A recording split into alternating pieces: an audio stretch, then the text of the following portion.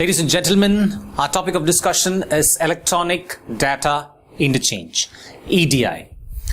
Now, data has to be interchanged. You have to send data from one person to another, from one place to another. Now, in olden days, you had very limited ways in which electronic data interchange or data can be interchanged. They could either send a letter, they could either shout and howl, or rather they can phone. That's it. Now, in modern days, electronic data interchange is ruling the roost, or rather most of the data are sent from one company or from place A to place B digitally, and tons of data are being transported in the information superhighway or the highway. So how does this digital data gets transferred? So let's look into it. So what is EDI? So in today's topic, we'll speak about EDI and its different applications and the complexities or the different features and the working of EDI. What is EDI? Electronic data interchange is the computer-to-computer exchange of standard business documents in electronic format between two companies or two people. EDI operates under two principles. Firstly, electronic documents replace paper once, and secondly, the exchange of documents takes place in a standard format. Only two things. First thing is, it replaces the paper. It is a totally paperless office kind of motto. And the second thing is, it takes place in a standard format. Now, across the organizations, across the different companies, it takes place in a standard format, so that it looks similar. It is easy to compare and contrast.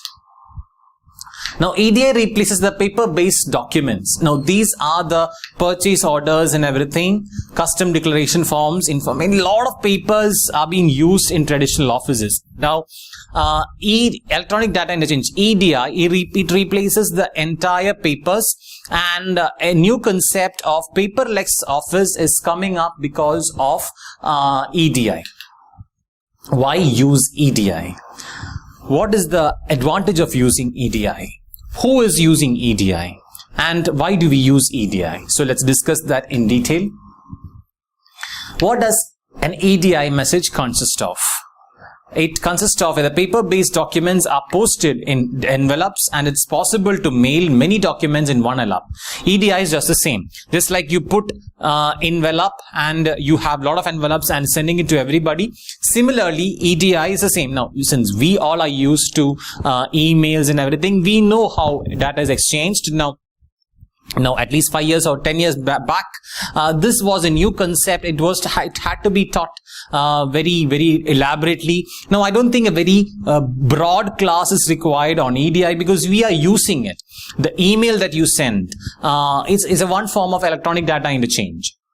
The text messages that you send, the WhatsApp messages that you send is a type. But when it comes to organizations, if it is a standard format and if it is sent from one company to another, it becomes the perfect EDI, that is electronic data interchange. A message envelope defines the start and the end of the document.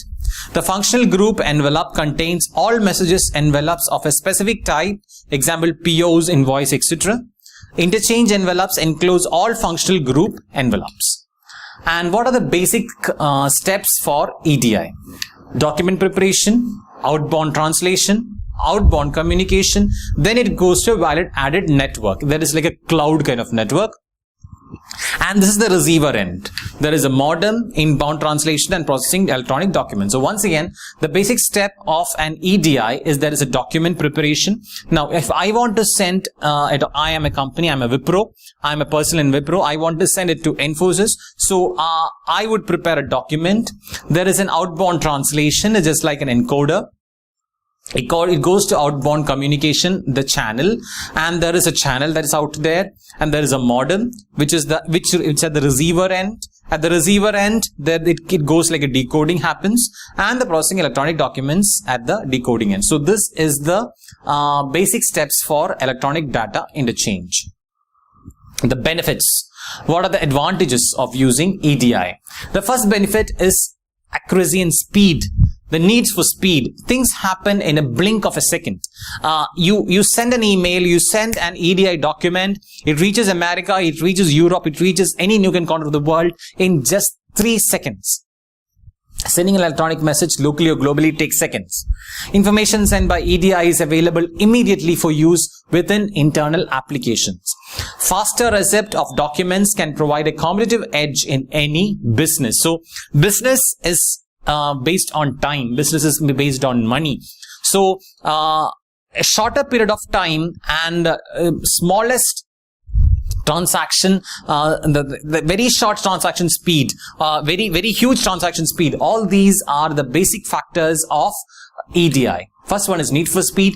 Next one is accuracy. The data that you are sending is not getting mutilated anywhere in the transaction, and it reaches the destination without any tamperment. So accurate, it is 100% accurate. Electronic transfer of business documents eliminates the need for copying data between paper-based documents, eliminates errors caused by manual updates or intervention, and helps to reduce the rework. So need for accuracy, or it maintains the accuracy. And competitive advantages of EDI. What are the competitive advantages of electronic data interchange? It reduces the inventory cost through the shortening of order processing and delivery cycles, reduces the overhead cost through elimination of manual handling in areas such as mailroom, sorting and circulation, clerical documentation, and data entry. So it reduces the inventory cost. EDI reducing, see, it is very simple. If you are sending a document via a post or a courier, you need to have papers, you need to have files, you need to cover it up, seal it up, then courier charges extra, it reaches there over 2 to 3 days, when each and every second is making money. When it reaches after 2 days, the transaction cost is there, it reaches there. And there might be mutilation because of some, imagine if there is a rain or if there is some fire that is happening in between, the document might get tampered. So inventory cost can be reduced if you use EDI. It reduces the overhead cost through the elimination of manual handling in areas such as mailroom sorting. See, you don't have to sort out things in post office. If you have visited post office or a courier center, you can see the mess there. It's all in, and the people over there have to sort it out. Okay, this towards South Delhi, this towards North Delhi, East, West. Now keep on sorting. So all these kind of overhead charges can be reduced because of EDI. Exchange of structured business information in standard formats between computers. Now there is a standard format in EDI. So you exchange the structured business information, the standard formats between the computers. It has reduced data entry link, eliminates the need for a paper-based system, and improve business cycle. EDI transfers structured business documents internally among groups of departments or externally with its suppliers, customers, and subsidiaries. In EDI, information transferred over a network will not have to read, retyped or printed, but must have predefined structures agreed between two companies which send and receive the data. And finally, the two companies or groups which exchange information through EDI are called trading partners. So what are the features once again? So there is a standard that is agreed between the computers, that is between the partners.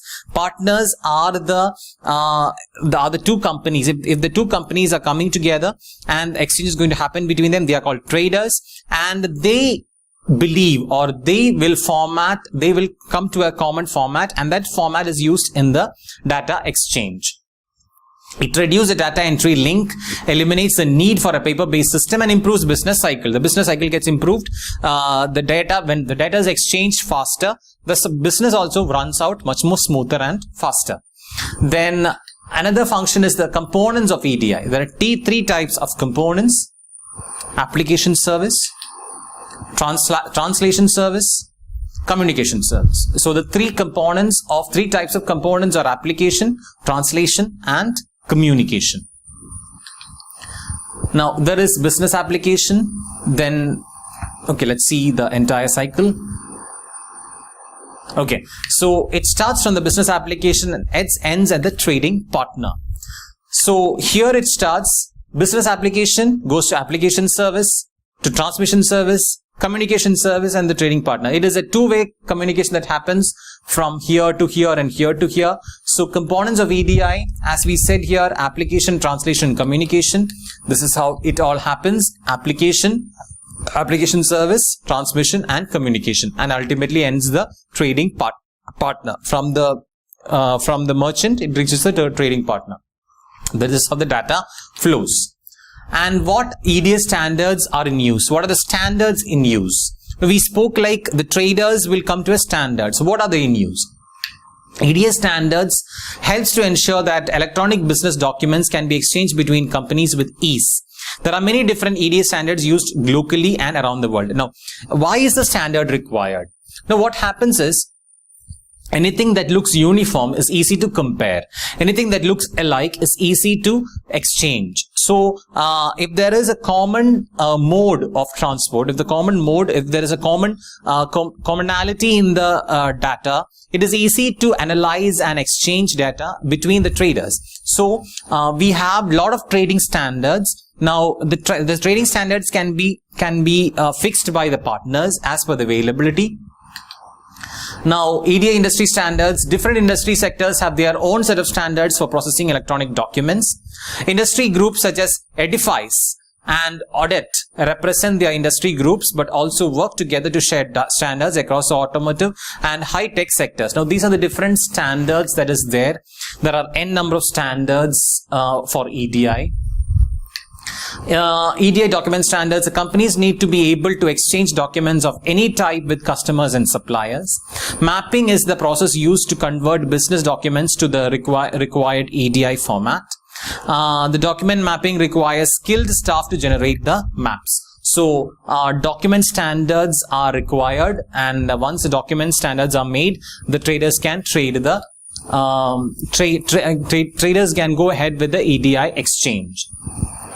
And this is the final slide. It shows about the EDI application business. EDI is used in each and every nook and corner of the business applications. It's used in railways, MR, market research methods, and shipping, international trade, air transport, loading, unloading, CAD/CAM, movement of goods, court, healthcare, customs, manufacturing, airline ticket.